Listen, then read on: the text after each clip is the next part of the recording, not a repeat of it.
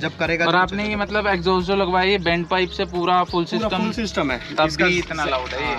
Z जो इसका जी wind pipe है ये, जो ऐसे जेड में होता है, जेड में। हाँ, तो वो वाला है फुल सिस्टम ये करवा रखा है, क्योंकि भाई अगर आप कटवा वटवा के लगवाते हो तो उसमें कोई फील नहीं है, और एवरेज भी बाइक की बहुत गिरती है। और चैन सेट वगैरह सही चल रहा है सब अभी इसका मतलब सब कुछ ओके है, कुछ भी ऐसा है नहीं।